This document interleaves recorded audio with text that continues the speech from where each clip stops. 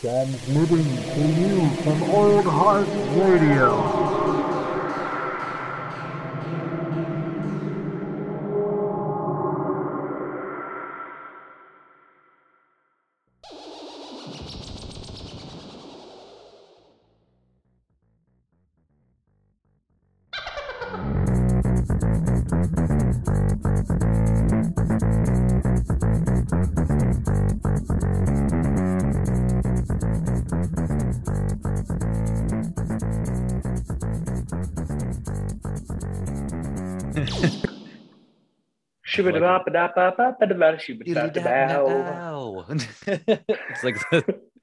It's like the morning version. Like doodly da da do da da da. Start your day with us.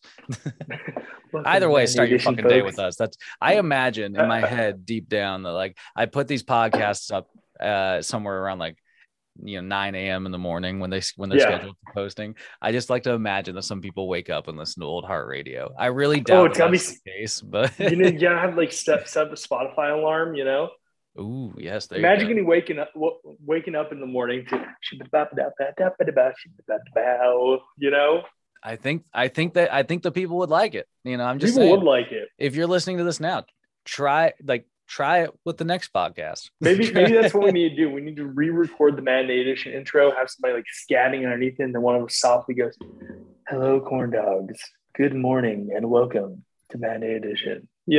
Smooth. We need smooth. Saxophone in the background, Oh, dude. I think we're on to something here. It could be, I feel like sometimes it's nice to shake up the intros. I haven't for a really long time, it feels like, but yeah. Who knows, man? We might need to send it to String Lights to mix it up a bit. That's actually a good idea, man. I finally followed String Lights on Instagram, and I've been checking out his music since you guys have been plugging him. Relentlessly plugging. Relentless. What an impressive musician. Oh yeah, Nick's all corn dogs must follow. That's exactly right. You got to go follow String Lights as well as Old Heart Radio. Follow Old Heart Radio first. Not that I'm throwing String Lights, behind us, but I am. Old Heart Radio first. We're on Instagram. Our platform. String Lights is on Instagram. String Lights also has music on Spotify, where you can conveniently find all the Old Heart Radio podcasts as well. There you go. We're not exclusive like Joe Rogan. You can go other places, but we're on there. Yeah. And soon on the Old Heart Radio fucking multiverse, whatever we're going to call it eventually. Oh, yeah. Me and Kate, who finally made her introduction on the last episode of Matinee Edition, are going to be doing our own podcast soon. Ooh. Sort of a spin-off of sorts from Matinee Edition. You might hang the cha-ching sound for us here? There you go. We're making the money. Spin-offs. Making the money. Spin-offs. This podcast is going to be less an Incredible Hulk to Iron Man, more Captain America to Iron Man. So now we're thinking about calling it like something like it's still getting written up. We're thinking amateurs notes. We're gonna choose a movie and we're gonna rewrite it. And just a little teaser: Eternals is first. Me and Jared are gonna pass on that one. So I'm excited to talk. I'm excited to talk about it, and you'll have to give it a listen. Give us your feelings on our little theoretical rewrite. Hell yeah, man. I think that sounds like a fucking excellent pod.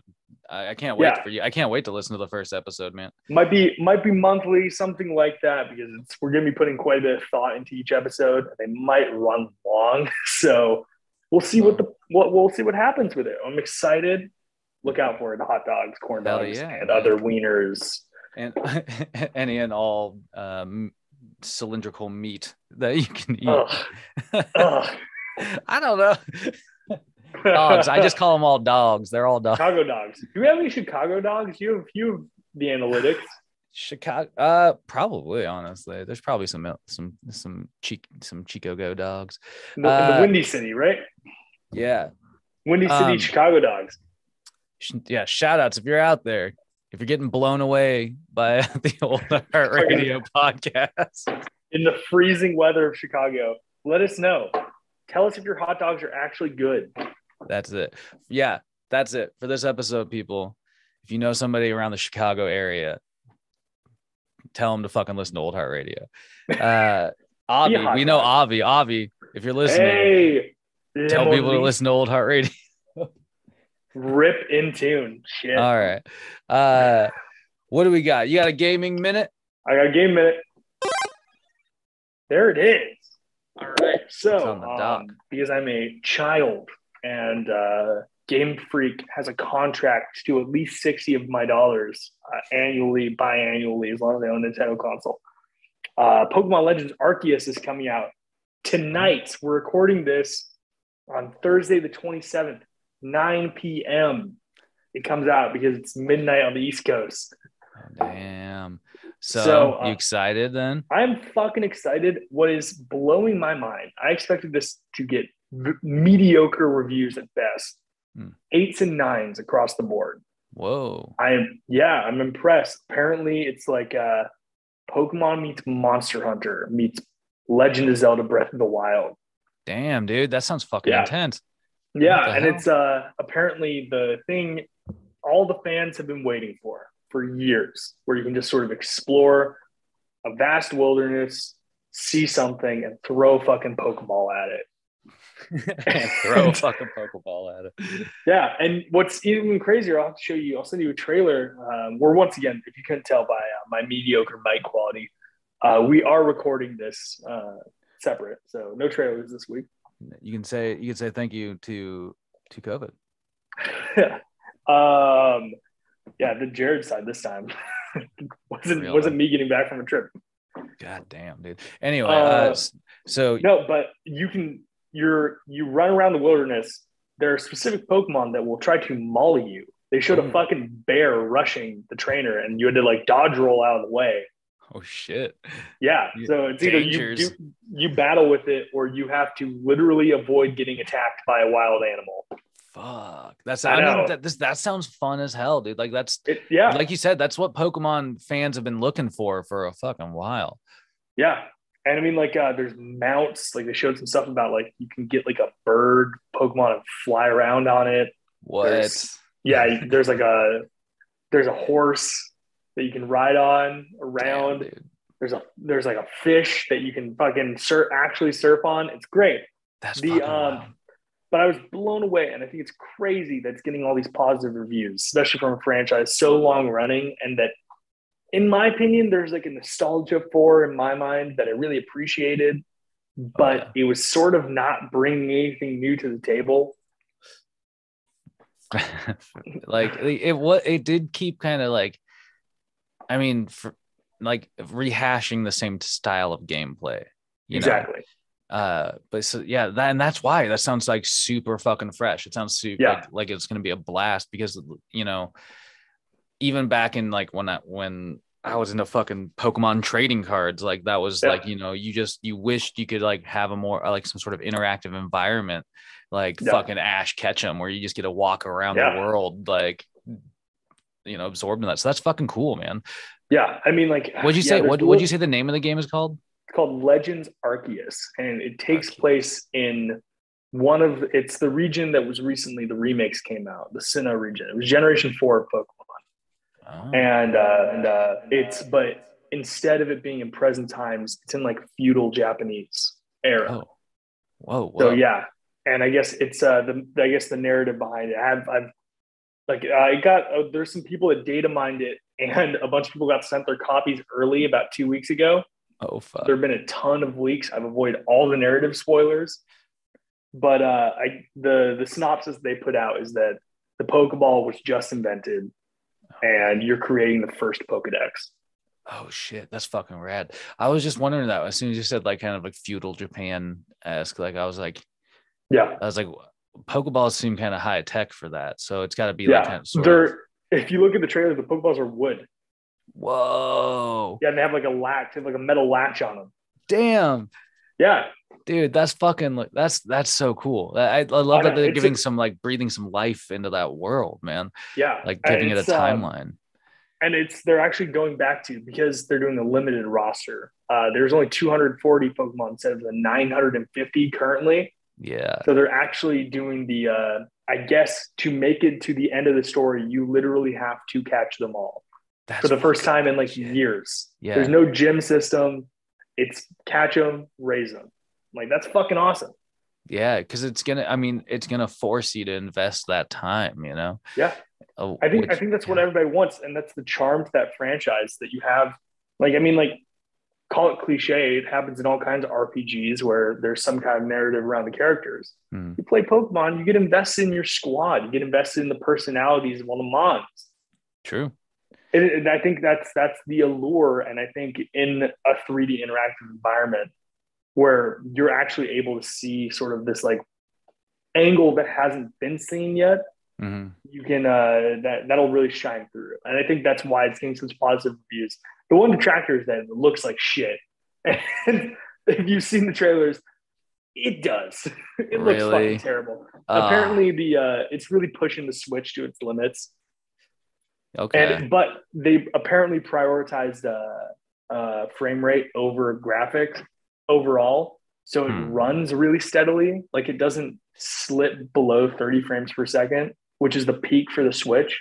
Yeah, but so the graphics like Breath of the Wild looked phenomenal, but it would drop the frame rate like to 20 sometimes, or even into the teens if you really got a lot of shit going on.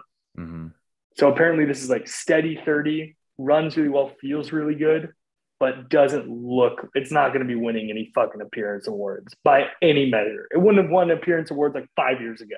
Oh, shit. And a lot's gotten better in that time. Fair enough. Well, hopefully the gameplay just more than makes up for it then, because it sounds like it will. Apparently it does. It does. That's the cool. Gaming Minute. I'm excited. Look for my review next week during next week's Gaming Minute. Dude, hell yeah. And we're done.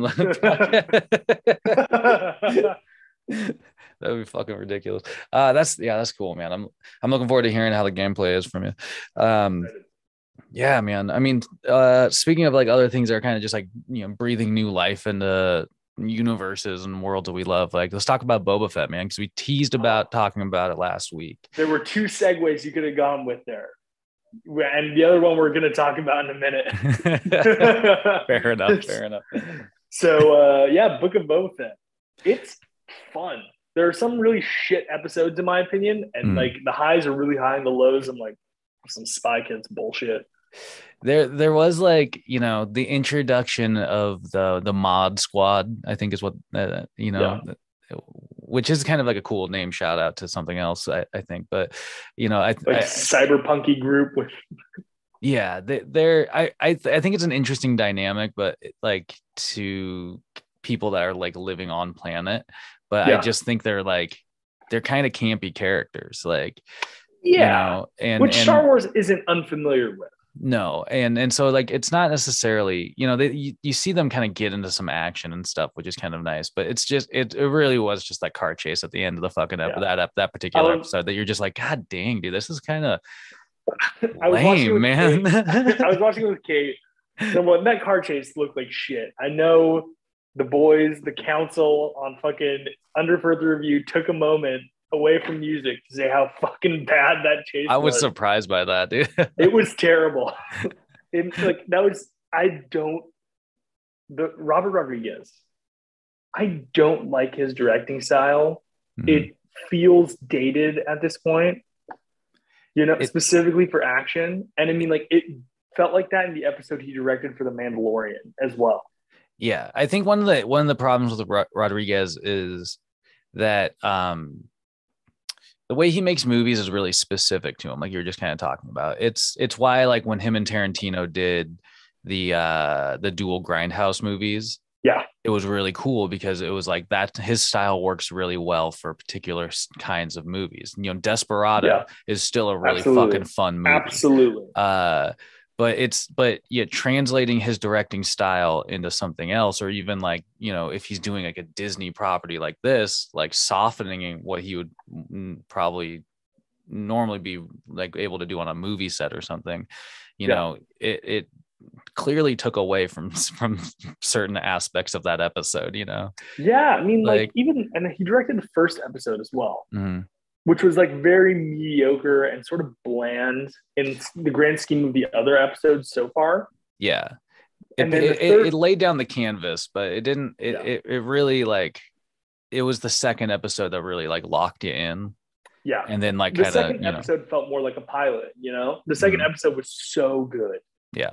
Like getting it into the Tuscans culture was fascinating. It was super cool. It's something you've never seen, and the train chase is one of the best set pieces I've seen this year in a TV show. Like whether like everything was kicking it like at the top of their game. Like the direction was awesome. The score was awesome. The performances were on point. They had the fucking Star Wars like practical effects during parts of it as well. Mm-hmm. Super entertaining to watch. And then you have episode 3, which was the fucking Mod Squad. In theory, an image, very interesting. You know what I mean? Mm-hmm. But then it ended up being very superficial because we didn't really get much of those characters beyond join the crew. And then a mediocre chase that didn't really make me like them. And actually, after we finished that episode, Kate was like, she was making fun of the one like the leader girl with the fucking Mod Squad. Oh, where she was like, I'm a badass. I have a wolf cut, and like that was it. That was the extent of her character. I mean, pretty much. Like the only cool thing that they really did in that episode, if you ask me, was when they jumped in with Chrysanthemum. Yes, that was cool. Because and for character, like that takes some fucking guts, dude. That's some balls. Could fuck you the hell up. But like other than that, you're just sort of like, okay, they're just gonna be like fodder for the background. Except for that fight, that episode was very bland. I thought I really liked that. Well, and just because of the surprise of it, I think was really cool. How that fight got introduced. Just the back to tank opening and just like that fucking Wookiee paw coming down and just drag by the neck, pulling Boba Fett out of there. And also this is my thing. I think when we've been treated really well with the Star Wars stuff on Disney Plus, The Mandalorian has been very good. Mm-hmm. And it's like I went into it with that same standard. And Book of Boba Fett in general, like the weaker episodes have been mediocre at worst, but not bad. You know what I mean? And like That's a good example that I hadn't thought of, was that fight, a really good fight with Chrysanthemum, was in that episode. Mm-hmm. They all have like certain like things that are kind of cool about them. Overall, though, some of them are just like have been weaker than I others. I also don't hate the like campiness that could have gone into the card speeder chase. Like the Vespa speeders are sort of funny to me. I think the Mod Squad is also, like you said, a fun concept. It just wasn't executed well. Yeah, I just think that like off of the episode with the train sequence, you high can't bar. You can't do it like a sequence like that and then do something like kind of super low stakes like that and like expect people to really get that into it, I suppose, you know. But the next episode 4, it's so good, dude. I just you get kind of the backstory between him and Fennec and it's super and surprise Thundercat, right? Oh, dude. Super fucking random. I was like, what the hell? I expected some bass to be playing, during the scene or something. Like he's like working on Fennec while like slapping the bass. But yeah, it was super cool to sort of see, how he, the classic shot that everybody thought from the Mandalorian. It's like, oh, is that Boba Fett? And yeah, it definitely was. You get to see the whole sequence, of how he finds her in the sand, and then you see the mod sequence, which was fucking crazy. And then on top of it, you get like the rapport that they're building with each other. Like clearly Fennec respects Boba Fett. You know what I mean? Yeah. And Boba Fett respects Fennec to an extent. He calls her he refers to her as the master assassin from the mid rim, and so he's well aware of her too, which is kind of cool. I think that's been I guess that's one of the things with Boba Fett, though. Even in the original trilogy, he was this neutral figure that acknowledged everyone, and even in like the extended media with what we see with like Django at some points, they're always, he's just working for the highest bidder. He respects and acknowledges the skills of everyone on either side. Yeah, exactly. And that's actually what's something that's interesting in this episode is that you find you get the motivation behind why he chooses to like try and be the head of the daimyo, be the head of the house. And because multiple times during this episode he explains to Fennec, he's like, aren't you fucking tired of just like working for some idiot who has this like half-cocked idea then hires you to go kill somebody? Like, we can make way more money because we're smarter than that. Like, there's a ton of collateral damage. People are always dying. Yeah. And the cool thing was that, like Boba Fett, and this is like an interesting thing. I feel like this is a polarizing thing for probably fans of Boba Fett, is that in this episode, he, makes a mention of like the realization that he's stronger with, I think he says a tribe, and that comes from his time with the Tuskens. And which apparently it was like, I didn't realize how long he was with the Tuskens. It was like years. Yeah. And so, I think that's like an important, like, it's a really interesting thing from Boba Fett, because Boba Fett's always been that kind of like, lone solid figure who bounces between sides, does what he wants, because, he's just going for where the money's going. It was a great vessel for that character change.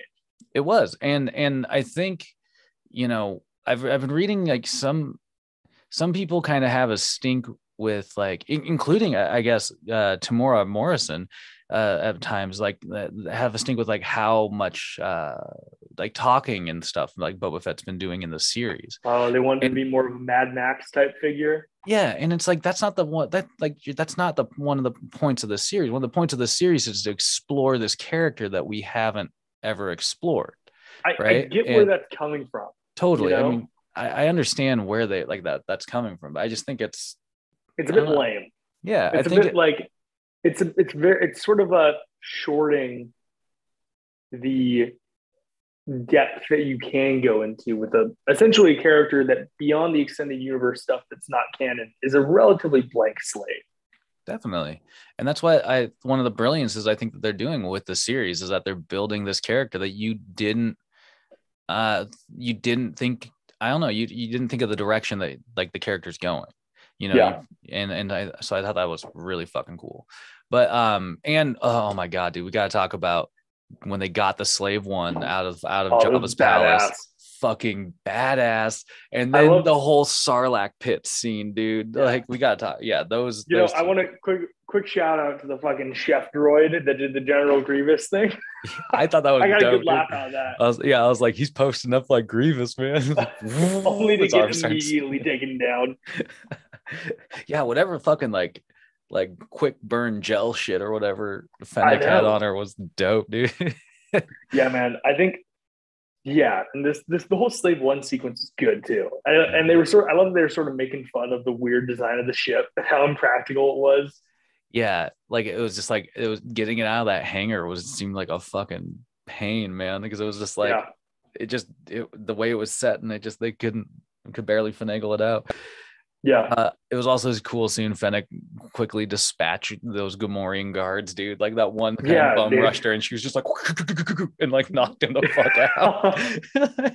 Dude, man. And what's even better is that you can tell whenever she doesn't have her helmet on, I think that helmet's a great vessel for the few times that Ming-Na Wen needs a stunt double. Oh yeah, for sure. It's like 90% of her scenes, and even like most of the action, they don't have that helmet on. And it's very obvious she's doing most of her shit. Oh yeah, which is fucking awesome. It's always cool. It's always so much cooler when people do. She's 56. Yeah, I mean, it's in Agents of S.H.I.E.L.D. in season 5. You see the season where she didn't have much action, and remember she got teleported to the future, and there was like a pipe that impaled her leg when she got like phased in. That's right. They wrote that in because she tore her ACL and she didn't want some person doing her scenes. See, that's fucking badass. It's fucking badass. She's awesome. Yeah. Okay. And so, and then, we gotta talk about that like really quick. The Sarlacc pit scene in episode 4 before we move on to the next episode. Great, good stuff. Because like it was just so dope. Like the struggle between the ship and the Sarlacc, man. I didn't imagine that thing had that much strength. No, but I love that. Like as soon as dead, as soon as the seismic bomb or whatever dropped. Yeah, as soon as it went off, like, you know, I was just sort of like, all right, so they're just like, it's dead now and they're gonna go. But I did not expect to see that sequence where it's like, you know, Boba Fett crawling back out of the Sarlacc pit, you know, because he just like, no armor, no nothing, no protection, just like crawls into the stomach. Like, I was like, fucking hell, dude. And then that's where we pick up with Mandalorian season 2 when we see Boba Fett. He's finding the armor again. Yeah, exactly. And that was the kind of the interesting thing about this episode and the next one, where it's like it really does a good job of like lining up the timelines for when like this is happening in league with like events from that we've seen from Mandalorian, you know. Yeah. Which perfect segue. Mandalorian season 3, episode 1. Oh shit, it's a Book of Boba Fett episode. Straight up, dude. It was just a Mandalorian episode for them, you know. Fucking great episode. Fucking fantastic. I love the Halo ring they're on. What a cool set. Dude, I was like, that shit's impressive and terrifying at the same time. I know. It's pretty fucking crazy to look at. Yeah. But when you're following Mando, you know, and he discovers the other two Mandalorians, like that was kind of interesting because I was sort of like, okay, maybe like they're gonna find him there and have to persuade him to like, you know, come. Yeah. But you know, it was just really, really cool that like, you know, he was part of that, and then you find the motivation for him to continue like basically his wandering, because he, you know. I want to bring something up with the Darksaber though, because we saw that duel and we saw how him and even the other Mandalorian were relatively incapable of wielding the Darksaber effectively. Yeah, that was interesting. So the deal with it is, and this is briefly explained in the animated shows, specifically the Clone Wars, that the reason that it was wielded by a Mandalorian Jedi, and it also ties into some stuff from the extended universe that was previously decanonized, is that apparently lightsabers are heavy as fuck. First off, and that they're unwieldy to the point that you need the Force to a point to use them effectively. Yeah. Okay. And it's like, and they sort of backpedaled from midichlorians, obviously, to where it's like everyone is in tune with the Force, but to varying degrees. And I think it's partially going to be a vessel of him becoming more at peace and sort of becoming more aware of what he has to do, and sort of the mindset behind that as well. So I think that's the narrative they're setting up for season 3, because they're going to go to Mandalore. They set that up in the episode. Yeah. And which also Mandalore, there are populations on it post the day of Tears. They set that up in I think Rebels. Yeah. Which crazy scene.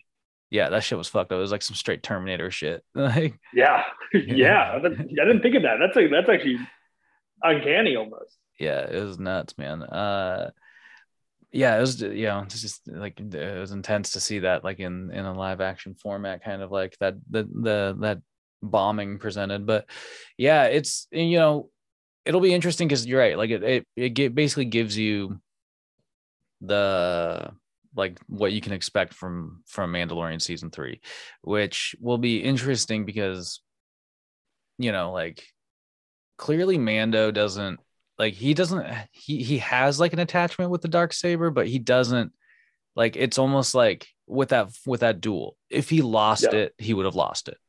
You know what I mean? Like, I don't know if he would have. Yeah, I don't know if it would have been like the end of the like. I don't think his end goal is to lead Mandalore. You know. No. But like, that's kind of the uncanny situation, right? So that'll be interesting to explore. But you know, like the other fucking awesome aspect to this episode was the introduction of the N1, the reintroduction of the N1. Such a cool ship, dude. It really is. They made it cooler, and it was so awesome. Like, and unexpected. What really an unexpected callback. Fully made in like 2001 CGI. Yeah, I loved like, you know, the sequences of them renovating it, but when they unfurl it and, you know, for the first time, before he fires it up, and it's still got like those, like, you know, they scraped all the yellow except for a couple of stripes, but it's like it still has that like homage to the original Naboo. But I love how they describe it. You know, it's like perfect for him in a way where it's like it's pre Empire, so it will be off the grid, like it won't be tracked like that, like, you know, it's hella fast. Like that fucking thing is a bolt, dude, man. He took it through Beggar's Canyon. Did you catch that? I loved that, dude. I was like, oh, Beggar's Canyon, that can be treacherous. Apparently a few of the shots were like shot for shot from pod racing. Dude, I thought so. Which is crazy. I thought it was like, this looks like the fucking pod, man. Like, I loved it. And also, like, during the whole test run sequence, we have whoa, my god, why am I blanking on his name now? The rebel pilot. Yeah, dude. So like it was just so cool to see him again, just randomly, like, you know. Yeah. And to be like, you know, I kind of recognize that voice. It's a shame that Rangers of the New Republic isn't happening, because that was going to be him and Gina Carano, right? I believe so, but unfortunately, I think other factors probably tanked that for him. Gina Carano being a pain in the ass, really. Yeah, and that probably, with like all the other things that they're trying to do with Star Wars, they're probably just like, we don't need it. Fell through the cracks. Which, you know, I think I love how it sort of catches us up on the continuity of a character that we already care about, and then sets up some fun stuff at the end of the episode. Like, I mean, we're going to have like a standoff between Boba Fett and the Pikes, right? Yep. And Fennec, Mando, the Wookiee, I'm forgetting his name, right? And then Chrysanthemum. Yeah, Chrysanthemum. And then I think that really badass Tusken Raider is still alive. I hope so, dude. Like, I mean, they kind of alluded to maybe, like. So I really hope so, because like it was equally devastating to see them all get fucking killed, as well as like, you know, like those were such like badass warriors, man. Like you didn't even like realize it. Like, and so it'd just be really cool to utilize and maybe have a survivor, you know. Here's what I think. The Pikes set this up, right? Yeah. It wasn't what was the guy that Boba killed at the end of Mandalorian season 2? Oh shit, who was it? You're talking about they keep referencing him. Oh my god, I'm blanking on his name. Fortuna. Yeah, Big Fortuna. Yeah. Big Fortuna wouldn't have the nerve to kill a bunch of Tuskens. Yeah. They say that in episode 4. And I was like, oh, okay, the Pikes are setting him up to have everyone tear each other apart, and they step in and take over. Yeah. And that would make sense with what's happening now, is the Pikes are completely like they've come in like mass into Mos Espa.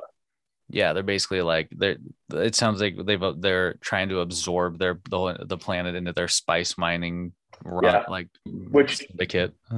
We're aiming towards a very Magnificent 7/7th Samurai like finale here. You know what I'm talking about? Oh yeah. Where there's this small force of really capable fucking bounty hunters brought together in shared interest against this overwhelming force. Yeah.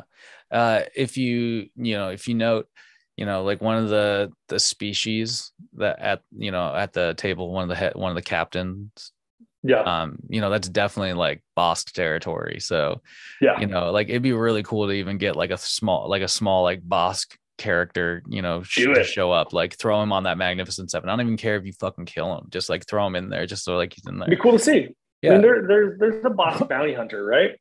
Yeah, that's just what I mean. Bosk is a bounty hunter. Yeah. But like, yeah, I think it'd be, I think you're right. I think that's basically where it's headed. I don't predict like more from like this franchise, you know what I mean? This title, I guess. I don't know. Yeah, I feel like they're gonna build up again in Mandalorian, but for sure, I feel like the character can be used for sure, but I don't think they're gonna make another season of this. I feel like they're gonna build up to some sort of explosive ending, and like that's where you're gonna leave it. And I think that would be wise. It seems like. Yeah, Boba Fett is running the show in the end of the series. Make him the character. You can make him a character that people come back to when they need a favor. Well, exactly. Exactly. I think that like you can establish that he's there. You know what I mean? Yeah.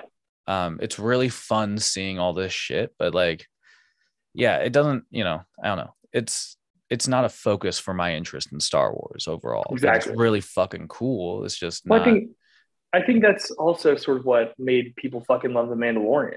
Mm-hmm. It's like this isn't what most audiences are familiar with in Star Wars, and that's what made it so cool.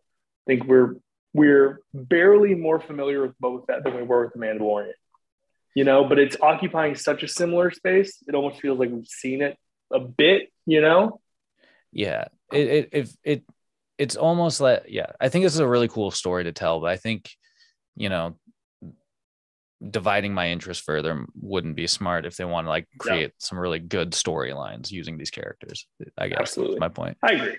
Yeah, but I think it's a good side quest as long as we get back to the good shit. Yeah, exactly. Which I think that was the fifth episode. It was like, why do we think we're having like I likened it to the MCU with Kate, where it's like, yeah, it's Spider-Man Homecoming, but we need a few good scenes with Tony Stark. You know what I mean? Yeah. That's funny, man. It's true though. I mean, like, why the fuck? Like, they're taking notes. Why is there essentially a Mandalorian like catch up episode? Yeah, pre-season 3 in the middle of Book of Boba Fett. Yeah, it did. I mean, that was honestly not that I minded it, but that would be the thing that was like super random about that episode. It was just like all of a sudden it was like, even aesthetically for the most part, you're just like, this feels just like a straight Mandalorian episode. Yeah. I was expecting 10 minutes, of Mando before he met up with the gang. Yeah. But they did a whole episode. Yeah. And I'm not really complaining, No, but it what was interesting was it captured the Mando vibe completely out of the Mando series, which I thought was cool because that shows how much that show holds up, to the cultural context, I suppose. Yeah. When you think about these things. One last thing, props to Bryce Dallas Howard. You did a fucking great job directing. Oh yeah, episode 5, right? Yeah, that's right. It was great. Way better than fucking Rodriguez. All right, let's get on to the other thing that's breathing life into a, let's say, just barely staying above the water franchise. I mean, Peacemaker. At the moment, man, the Peacemaker is fucking incredible, and nobody should be surprised by this James Gunn project being successful. You know what I mean? It's so good. It's so good, and new episode as of today. But we'll talk about that next week. Yeah. What's uncanny, what I love about it is it has such good quality to it. Like, it immediately picks up in the aftermath of the events of Suicide Squad, which is cool, which is super cool. Yeah. Like immediately, like you're talking about like Peacemaker in the hospital recovering from said injuries, Yeah, where we left him. Exactly. Which is fucking awesome. Like it gives you that feeling that they're really with the success of this show, they're going to really start utilizing how to tie in shows and stuff like that, especially with the upcoming Batman movie and Gotham series. I love his little rant in the last episode about Batman. There was that Batman throw out there, wasn't it? You're a superhero like Batman. Batman's a pussy. Yeah, he doesn't kill people, man. Yeah, and that's what's interesting about it. Is like, the show's giving you like the vibe that you got from Suicide Squad, which is the vibe you wanted from the DC movies. Yeah. At least that sect of the DC movies, Yeah, I guess this vibe, like the James Gunn vibe, wouldn't work if you're doing a movie based around the Amazon Themyscira. Yeah, different vibe. You know what I mean? But yeah, so it works really well. But it's something that people have been craving because they haven't.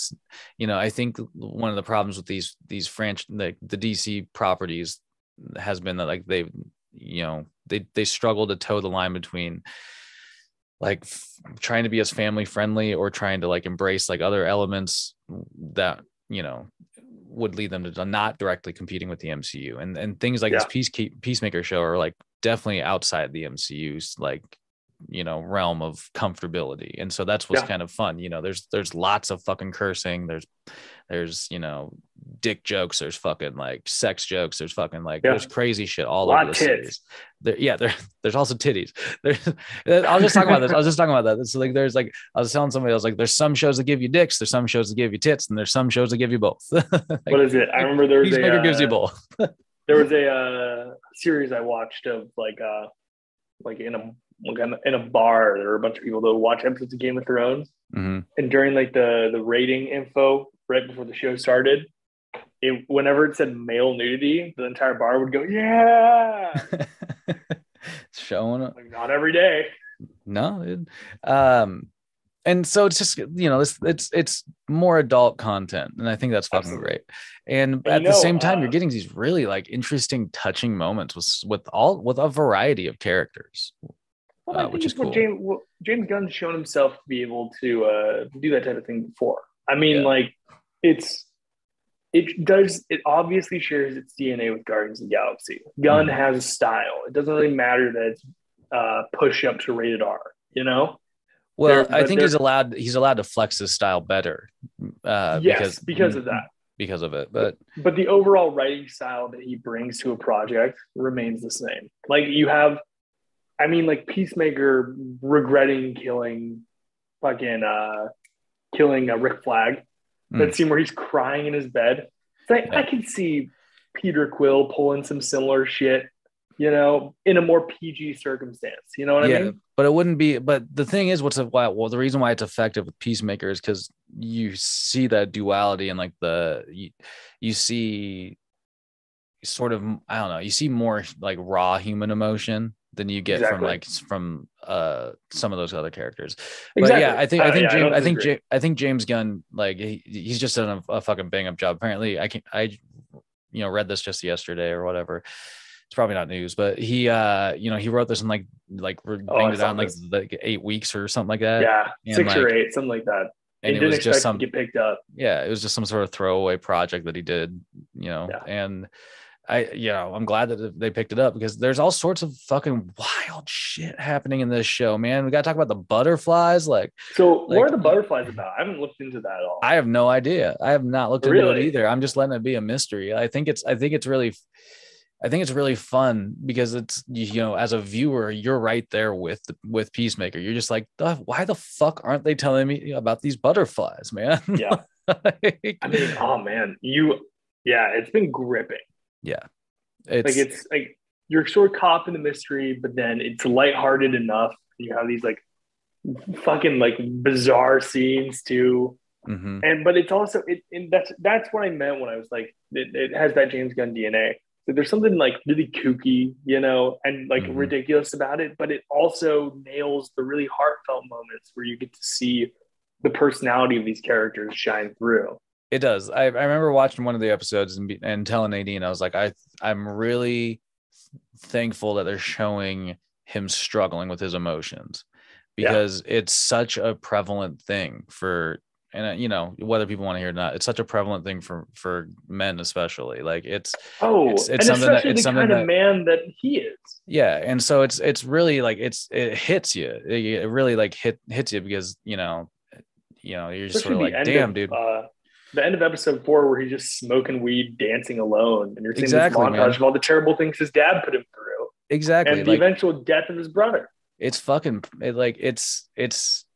don't know, as probably somebody who's coped with emotions in those similar ways, like it really resonates. And I think it's one of those powerful things, the most powerful things about the show so far.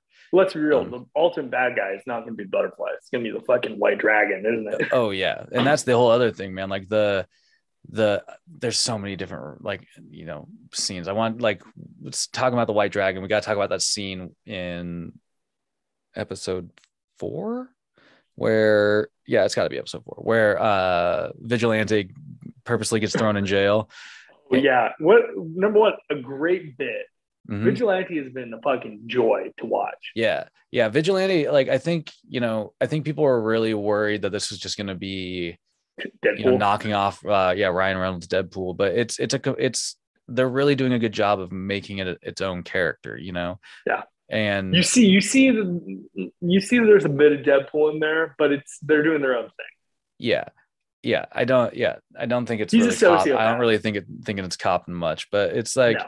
it definitely like because it's just it plays in line with a lot of the other characters in the show, including like most of the members on the squad. Like they all have some sort of fucked up issues of like trust or like, you know, whatever, and it just bleeds out in these motherfucker. Yeah, dude, it just bleeds out in these fucking wild ways, man. And Vigilante, you know, like in that scene in particular, being like, you know, he's so fiercely like wants Peacemaker to be like best friends with him and all this shit and to be happy that he like it was just awesome. It was just awesome seeing him beat the hell out of some racists, like right in the jail. You know, you're just like, I mean, even his scene where Peacemaker's struggling to shoot the kids, he just takes the rifle and just picks them off. Yeah, which is brutal. Which says something like a lot about. It says more about Vigilante than it does about Peacemaker in that scene. Yeah, I mean, I think earlier in that episode, or maybe the episode before, he's like, "There's a bank robber. Somebody mugged somebody. I see somebody spraying some graffiti." Yeah, like, do I enjoy killing him? Yes. That's what I mean. Like, it's just like it's fucking. It's just been interesting, man. Like, and then you know, like what's up with the character? Oh my god, why am I blanking on the other character? She, Waller's daughter. Yeah, Waller's daughter. So, like, I'm still intrigued by that. I'm like, what is her particular skill set? Like, why is she involved in this? Like, she's got to be there for a reason, and it's not just. We saw a bit of Waller come out though, and what you're talking about. She completely manipulated Vigilante, and I think that was it. Like, that's like she knows people, you know what I mean? She's capable of being ruthless, like her mother. She's capable of being trusted and then being ruthless, you know, and that was shown really strongly in that scene. And like that didn't click for me until like a day later, too. Yeah. When I was thinking about it, I was like, holy shit. Like it didn't even cross my mind that was the direction they were going. Yeah. Well, and that was it. It was such a smooth like moment, I think. That you're just like, you know, and that's what's great about the show. The show makes you process it after you walk away from it. It's not just like all right there. You think about those little moments and shit. And I love the use of music as well. Where it's the old school hair metal, or you got some fucking covers. One of the scene of Vigilante and Peacemaker just like shooting shit. Oh yeah, that's a One Direction song. That's funny. I love that sequence just because like how did it start out? He's like, I got some extra like washing machines lying around or something. Yeah, it's just been a fucking joy, man. This show's great. And like I said, I really hope it gives the studio that idea of like we can do more things like this. You know, we can tie things in, we can hone, you know, these types of fucking like this type of atmosphere in movies and like they've had I don't know. I'm tired of like said this before is like I think DC's bread and butter is not going to be competing directly with the MCU. No, it's failed them thus far. Marvel is doing so well. Mm-hmm. Like, I think where they're going to form their niche is by satisfying more particular audiences. Where that's through hard R shit like this, where that's a comedy twist or like a genuinely like hard comic movie. You know what I'm talking about? Yeah. Where they do some crazy shit that has to be hard R, even though it's not a comedy. Or you do stuff like the Batman, or you really lean into a specific style that they know Marvel wouldn't be able to do. You know what I'm talking about? Yeah, that's exactly what I mean. I think they know where their competition won't go by now, and so they need to start hard R like the Joker. Sorry, yeah, the Joker. I mean, and that's what I was going to bring up earlier too. It's like you have this vibe, you have the vibe that they got from the Joker, and you see those successes, and it's like those are the fucking voids that they need to fill, like with their content, and like, you know, fucking be damned if you don't think that like Superman should appear in a fucking adult, you know, R-rated movie just because it has an R rating. Like, let the fucking people, like, let the characters be in these movies, you know? Yeah, Harley Quinn. That's what I mean, dude. Like, the Harley Quinn series, we've talked about it before. It's so fucking good. Like, they nail the fucking humor you want in there. And that's another example of, like, the adult ass, like, side that has been just perfectly successful. And I mean, like, whether this takes form in, like, multiple different universes or like a loose cinematic universe, stuff that they need to like realize that they don't have to nail the interconnected nature. Like Marvel movies are not praised because they're the interconnected universe. They're praised because they're good and that they're consistently good. I do think like a lot of the praise that Marvel gets is because of both of those things. You know, they one did not bleed into the other. They were able to create a couple of good movies, and then they were able to like establish a pathway for themselves. You know what I mean? But and it's important to note with Marvel too, it's you know, they've embraced their fucking lessers, you know, like the movies that haven't like been as successful as their big ones. It's part of it's part of canon. It's fucking there. Like you can't take it back, you know. And so and that's the thing that Warner Brothers and DC have been fucking up a lot. I mean, and even the franchise that we were just talking about, Star Wars. Fucking, we saw it with DC, we saw it with Star Wars. The Rise of Skywalker fucking ignored a movie. Yeah. Like the Justice League ignored Batman versus Superman, except for the fact that Superman died, because you can't write that shit out. Exactly. And it just doesn't work, man. It doesn't work. It doesn't work. Like just work. Embrace and move forward. It's not like Age of Ultron was a mediocre Avengers movie, and the other 3 Avengers movies are good. Yeah, exactly. They didn't go into Civil War and be like, "Where's Vision?" Yeah, died off screen. Like, you know what I'm talking about? Exactly, dude. Like, and so anyway, I just hope to see that they do more of that in the future, because this shows though so far has been a perfect fucking example of why that can work sometimes for them. And you know, I don't know. Anyway, I'm really looking forward to tonight's episode. I'll watch it tonight, but it'll be dope. You know, man. I think, and you know, before we wrap up, do we have anything else? I think that was it, right? Honestly, those are kind of the big ones right now. Secret Invasion set. Oh yeah, Secret Invasion. So you mentioned also, some set photos came out for this. Yeah, pretty nominal stuff. I don't think there's much to talk about, or that Samuel Jackson has a beard. He's not wearing an eye patch, and he looks great. Is the thing. It's a cool look for him. Colby Smulders is there. Emilia Clarke is there. Apparently, Olivia Colman's in it as well. Oh, and which is fucking crazy. Wonder what role that is. I know. We don't even know who Emilia Clarke is playing. We know Talos is going to be in it at some point as well. Yeah. Well, and that's kind of been like the, you know, so far it's been pretty secret, you know, what they're doing with this series. How do you think they're going to be approaching this? Because Secret Invasion is an Avengers storyline in the comics.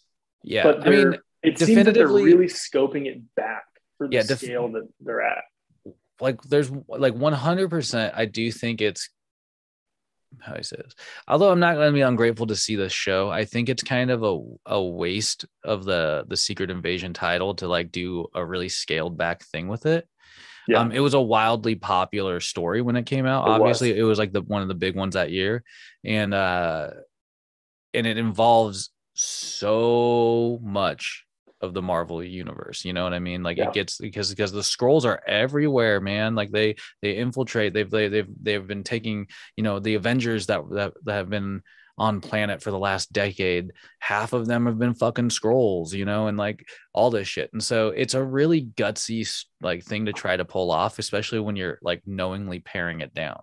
Yeah. And I think that's going to be the danger with it overall. But I do think like they're trying to do, you know, some of the light, like obviously if Nick Fury's involved, it's going to have some espionage feel, because that's where, you know, so it's going to probably be, you know, Talos, some members of S.H.I.E.L.D., you know, and some other factions, like, you know, probably seeking out the scrolls that are infiltrating high positions. And I do think it's worth noting, like it doesn't completely remove the possibility of like a Avengers style adaptation happening. Well, but it would be completely changed because they're creating this show. Yeah. I mean, yeah, because like what we're talking about is like, you know, like it involved everything. Like the Secret Invasion involved everything. It was fucking nuts. And everything and everyone. Yeah. Like we were talking about like Fantastic Four, X-Men, you know, Avengers, New Avengers, like fucking underground Avengers, like, or whatever they were, Secret Avengers, I think at the time. Like everybody was involved. You don't forget the Great Lakes Avengers, man. Come on. Squirrel Girl. But you know, it'll be, like I said, I think that's just basically going to be the basic show. They might introduce, like, I would be surprised if they did this, but it would be cool. Like, they could find a way to introduce, say, like, you know, characters not nearly as big as Mr. Fantastic. We'll just use this as an example. You could introduce a character like Mr. Fantastic by saying, like, you know, this Reed Richards is an imposter. It's a scroll. We found him. Now like, where's the real one? You know, stuff like that, which I think it'd be really cool. You know, because they're clearly going to start building stuff like that, like, you know, other elements. And so I think, you know, I don't know. I think it might be an interesting way to shake up what you think you know about the MCU. Yeah. At least in terms of like on Earth. But I don't know. I haven't heard so little about it. It's hard to speculate like what they're going to do with it. You know? I really like the espionage vibe as well, though. I mean, I think it's inevitable. It'll you know, I imagine, like, you know, they're gonna. Like I said, I don't even know. It's just hard to speculate. Hard to think about. I mean, but from there, this a couple of weeks ago marked a year since WandaVision. I felt it might be apt to look back and be like, how has Marvel's push in TV been? I mean, like, Agents of S.H.I.E.L.D. existed, but it was never up to the quality of anything that was, at least visually. Like, we fucking love Agents of S.H.I.E.L.D. We've made no secret of it through the years. They straight started making like cinematic fucking TV shows for Disney Plus. You know, WandaVision broke that fucking mold, man. Like it was such an incredible story. Like, and you know, I have mixed feelings about how it ended, but it was fun. Where's White Vision? Yeah, I know. Oh man, talking about another thing. I was still. I mean, and I think. I really enjoyed that. Falcon the Winter Soldier has sort of fallen apart in my mind a bit, but it was still fun, you know? Yeah, it was fun. It's the most forgettable one for sure. But Loki was the shit. Now there's the fucking that thing cemented that this can MCU work. Can make shows, you know? Yeah. Because, you know, we were talking about Peacemaker, how that was so connected. Like, that's exactly what, like, they teased the connection with WandaVision. So it felt like with Falcon and Winter Soldier, they made some connection to what was happening in the greater MCU, but it was a little more detached. But Loki, like, you're not even just talking about like Earth MCU. You're talking about like the entirety of the universe, and fundamentally shifts how the universe works. Yeah, and so it really made you feel the scale of what they built, as well as like what you're currently as a viewer living in, you know, like and so it like, really, like I said, I think Loki was a linchpin. Like, that one cemented, like, yes, like we can do some amazing shit, like, and you know, and whether it's the one shots, like, I mean, like, WandaVision is not getting a sequel, Falcon the Winter Soldier is not getting a sequel because they're going to be doing a Captain America 4, but then Loki's getting a season 2, and it's I think they've set themselves up for a very interesting direction. And like, I think that what they're doing with the mixture and sort of they have almost an expectation. They know their audience is going to see them, you know? Yeah. And they know that Disney Plus people are going to want to watch this stuff. And I think we're yet to see it fully pay off. But when it does, we're going to be like, holy shit, they've done something crazy. And just like bringing mediums once unfathomably separate together. I agree. And I think a lot of that beauty just lies in what so many people were like trepidatious of, and that's the streaming service, man. Like, you know, taking away from the studio and whatnot. But no, what really we're seeing is that the studios are starting to find ways to embrace both the big screen and the small screen again, you know, and not have to worry about like fucking getting it on, you know, past regulation for the cable TV. You know, dude, talking about embracing streaming, guess who's a proud subscriber of Peacock right here? Ooh, you got the Peacock. Peacock's had some good shit, man. I'm watching Parks and Rec, but I got it because they stream all the English Premier League games. They got soccer guy. They got some cool shit, man. I'll shout out a show on there, Rutherford Falls. It's actually really fucking cool. You should check that out sometime. But yeah, obviously I got Peacock because of The Office. So. Yeah, I got Peacock with my phone plan, but I was like, English Premier League's on here. Parks and Rec's on here. We'll watch that. There you go. Oh wait, good vibes, listeners. Be for once in this cynical and very separate country we live in.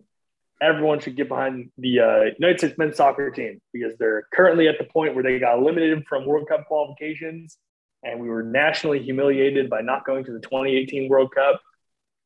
Tonight, we're playing Canada, and I think Mexico like next week or some shit. We'll see if we don't make it again. Well, fingers fucking crossed, man. Some magic's got to happen. Talk about TV shenanigans.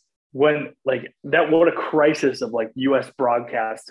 Oh my God, the U.S. national team didn't make it to the fucking World Cup. They filmed like shows with like U.S. national team players or like commercials where they were like, "Go Mexico!"